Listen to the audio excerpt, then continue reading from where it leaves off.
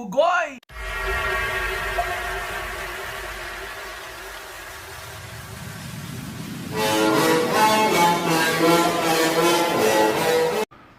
Hindi ko ito kilala, si Francis Leo Marcos. Hindi ko rin kilala si Norman Mangusen. Pero nitong nakaraang mga linggo, lumalabas sa suggested videos ng YouTube itong mga pagyayabang niya tungkol daw sa kanyang kayamanan at ang kanyang umano'y pagtutulong sa mga mahihirap sa panahon ng krisis. Pinasikat niya itong #Mayaman Challenge kung saan hinamon niya ang mga sa Green Meadows Subdivision sa Quezon City na magpalabas ng kanilang pera at tuladan ang kanyang ginagawang pagtulong sa kapwa-tao. Marami ang naniwala na totoo ang kanyang pagiging philanthropist. Milyong-milyong piso daw ang pinamimigay niya bilang tulong lalo na sa panahon ng COVID-19 pandemic. Magandang umaga po sa inyo. Alam niyo po, ako po ay nakakaramdam ng pagod dahil mahigit 1 buwan na po ako nag-humanitarian.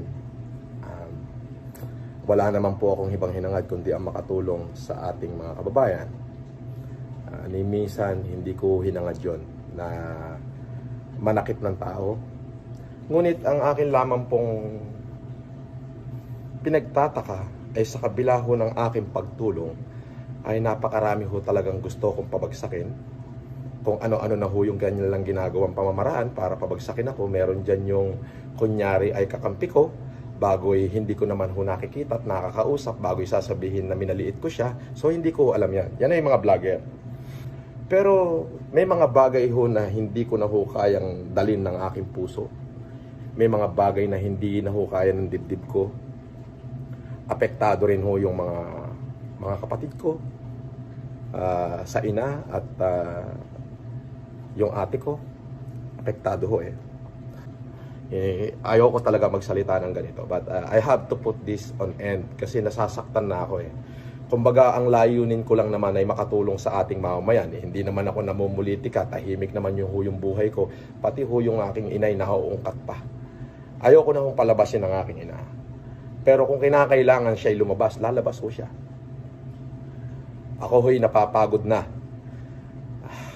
Ibinuhos ko na ho yung buhay ko para sa pagtulong sa ating mamamayan. Itong akusasyon ng matandang to, ang dami ko narinig na ang sasakit na salita na pinagbibitawan ng matandang to na ako raw ay isang hustler. Do not judge a book by its cover. Yan ang panuntunan na sinusunod ko sa aking buhay. Ayaw kong humusga kung ano ang isang tao base lamang sa kanyang mukha, pananamit at mga galaw. Pero sa unang tingin ko pa lang sa mga larawan ni Francis Leo Marcos, isang salita kaagad ang pumasok sa isip ko. Hustler. Hindi lang yan. Bogus. Huwad. Kung sa Ilonggo, tsupi. Manloloko. Sa kanyang pananamit, sa kanyang mga posts sa pictures. Sobra ang yabang. Hindi ko ugaling mangutang at hindi ko ugaling mang-scam ng tao. Dahil marunong ho akong maghanap buhay at ako ho'y nagmana, ako ho'y binigyan ng kabuhayan ng aking mga ninong, mga ninang, mga tsuhin, mga kamag-anak ko sa maraming angkan. Ngayon yung sinasabi nyo na may source kayo na ang anak ni Pacifico ay 3 lang. Si Mariano, Pinky, Perlita. Mali ho kayo. 5 pa ho ang buhay na anak ni Pacifico Edralyn Marcos. Pero yung anak po niya sa first family niya na sila Tita Lloyds, 2 na lamang po dahil sumakabilang buhay na po si Mariano Marcos II. Si Ate Pinky na lamang po at saka si Ate Perlita ang natitira. Sorry po, hindi ko po ito gustong gawin. Ate Pinky, Ate Perlita, Ma'am, pasensya na po. Pero ako lamang po, kaya ako po ginawa tong reaction video na ito dahil labis na ho akong nasasaktan. Marami na ho silang idinadamay. Kung may problema ho kayo sa pagkatao ko, yung nanay ko ho ang tanongin nyo. Pero ang natatandaan ko lang ho sa buhay ko, hindi ako nang hingi ng kahit anong pabor sa pamilya Marcos. Bagkus, wala ho ko sasabihin. Basta bagkus lang. Anong pangalan na matanda na yan? Manuel Mejorada. Ito advice ko sa inyo, tatang. Since puro kabastusan yung lumalabas sa bunganga nyo at puro fake news yung pinagsasabi nyo, pangalanan nyo nga kung sino yung nagsabi sa inyo kanyang source nyo na malapit sa pamilya Marcos. Sige na, pangalanan nyo. Para makilala ko naman, para masabi ko kung totoo.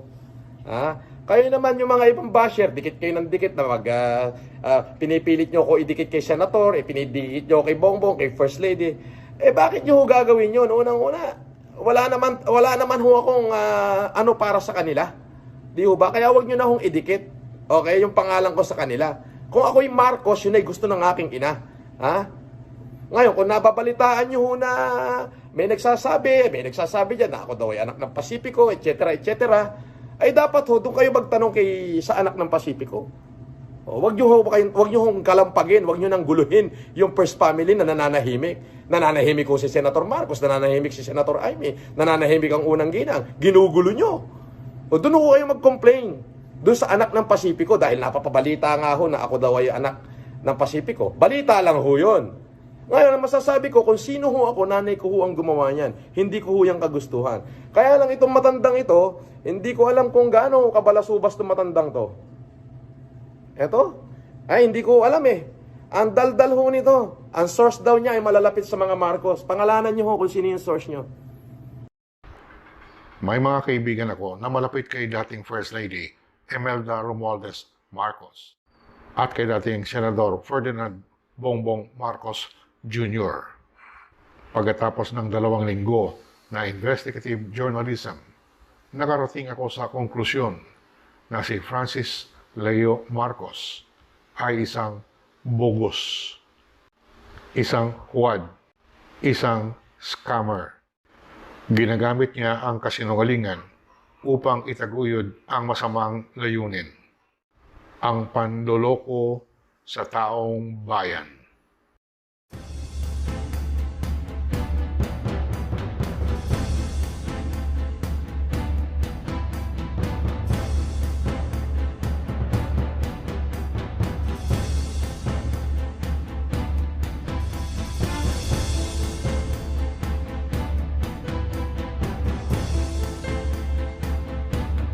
At dahil sa aking mahabang karanasan bilang isang investigative journalist, may alarm bell kaagad na tumunog sa aking isip.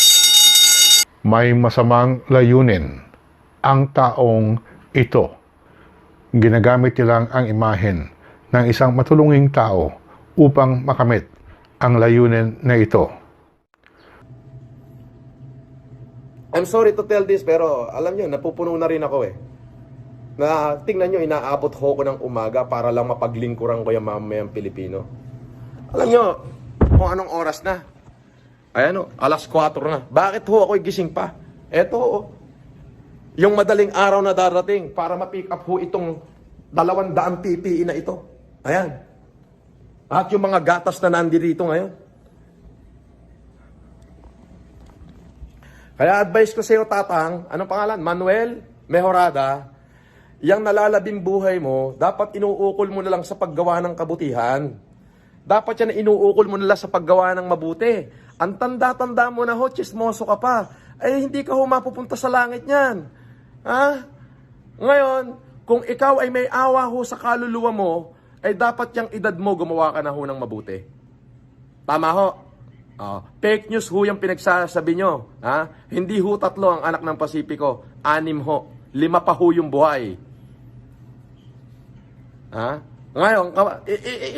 Ngayon, kapag pinihilit talaga nyo ako, palalabasin ko ho yung 3 pa. Palalabasin ko ho yung 3, maliban ho kay Ate Pinky at kay Ate Perlita. I'm sorry. I didn't mean to drag your name. I'm sorry. But this man dragged it first. This man, in the name of Manuel Mejorada, drag your name. So ako'y rebuttal ko lang ho.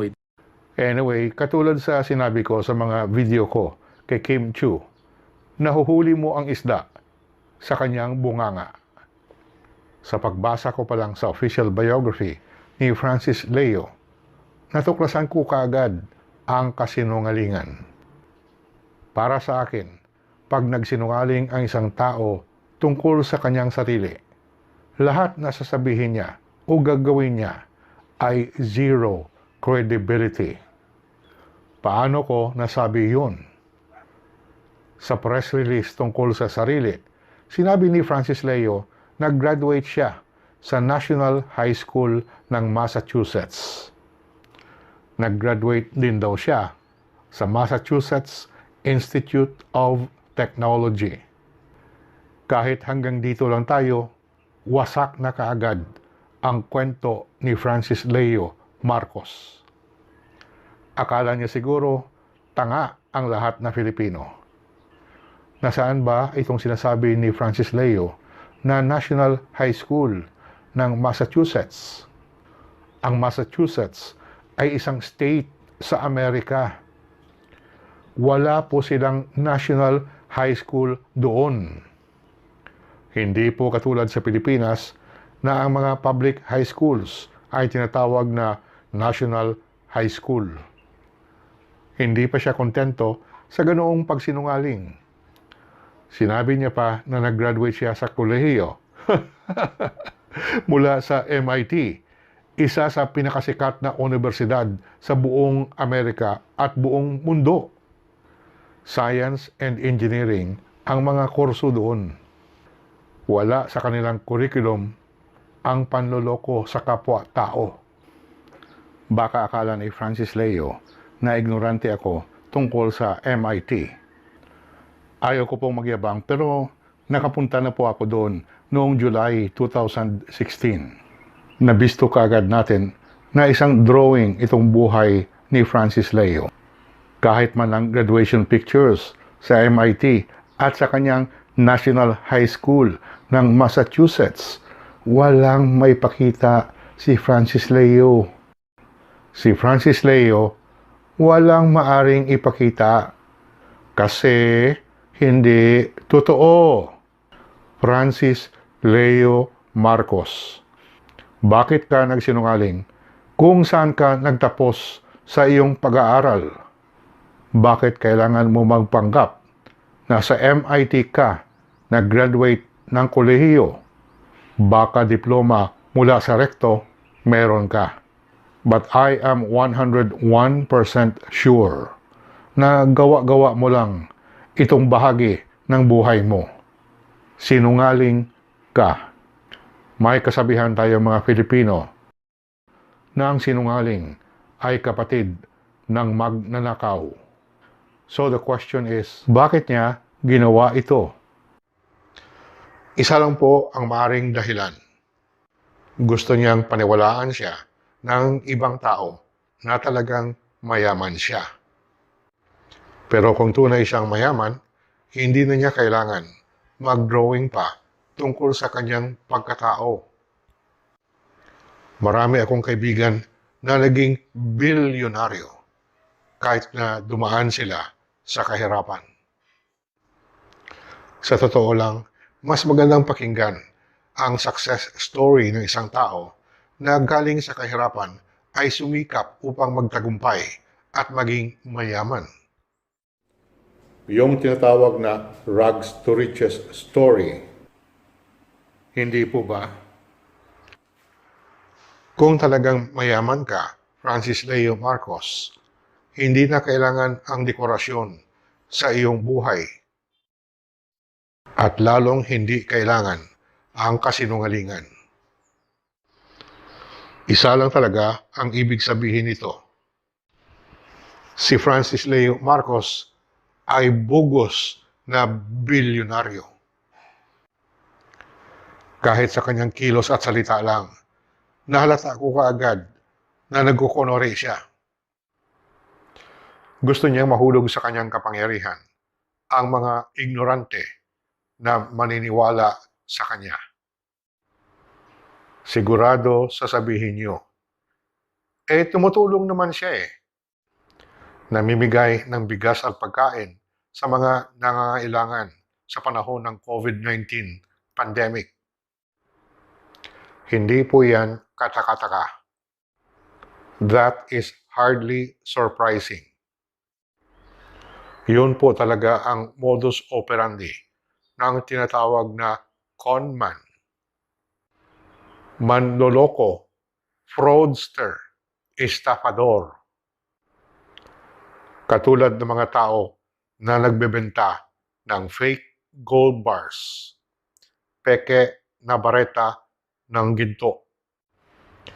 Isa na dyan sa mga nahuli na gumagawa nito ay si Norman Mangusin.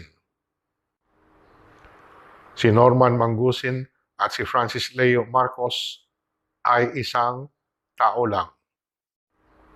Inamin ito mismo ni Francis Leo Marcos na siya at si Norman Mangusin ay iisang tao lang. Unang ginagawa ng isang manloloko o yung budol-budol ay kunin muna ang tiwala ng kanyang biktima. Kapareho yan ng modus ng kapa doon sa Mindanao. Ganyan din ang modus operandi ng mga pyramid scheme. Bibigyan ka ng malaking tubo sa pera mo na inilagay mo doon sa kanila bilang investment. At hihikayatin ka na mag-recruit pa ng iba. Dahil maganda ang ROI, makukumbinsi ka na ilagay ang lahat mo na pera sa ganitong racket. At upang mabigyan na magandang mukha ang racket, tumutulong ito kunwari sa mga tao. Pero pili lang yan. Kokonti lang yan. Nagawa na po ito ni Francis Leo Marcos, aka Norman Mangusin. In fact, may mga hinaharap siyang kasong estafa sa Baguio City.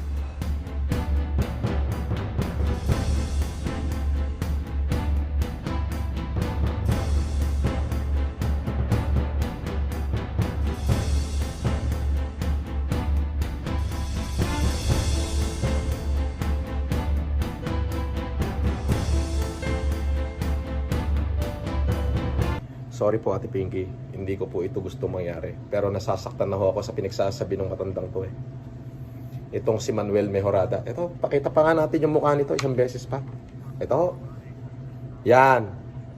Nako. Tatang. Bago pa kita kasuhan ng sandamakmak na kasong libelo,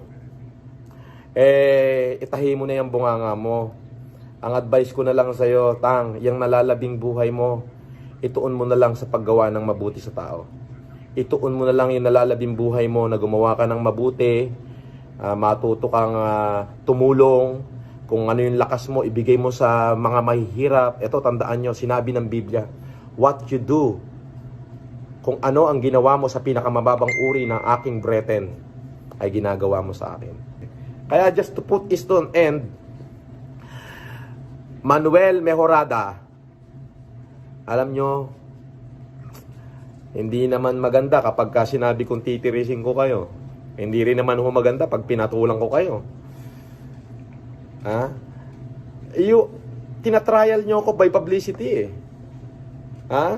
Bakit di nyo dalhin sa korte yan?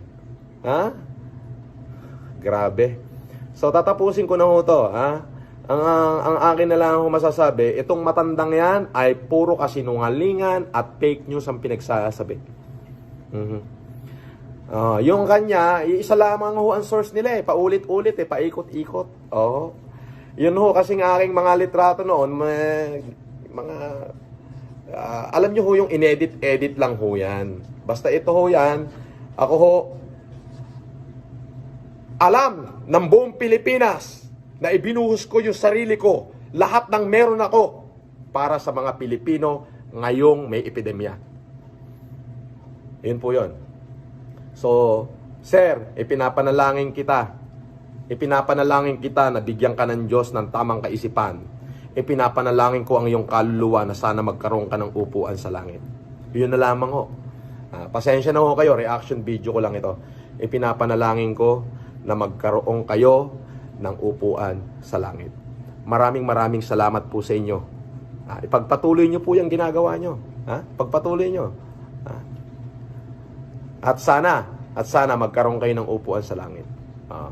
Pero little advice to you, Tatang. Gumawa na ho kayo ng mabuti. Kakapraso na ho yung natitirang buhay sa inyo. Huwag nyo na hong sayangin sa walang katuturan. Baka sa impyerno ho kayo pumunta. Sa mga supporters ko, maraming salamat sa inyo. Hindi po ako titigil sa pagtulong. Maraming salamat po. Opening pa lang ito ng ating investigative story tungkol kay Francis Leo Marcos. Titignan natin ang iba pang katibayan kung bakit ko nasabi na isa siyang huwad o bogos na bilyonaryo. Wala akong personal na galit kay Francis Leo Marcos. Ang kaaway ko lang talaga ay ang pagsisinungaling upang manloko sa ibang tao. Abangan niyo po ang susunod na kabanata. Ako po muli si Manuel Boy Mejorada.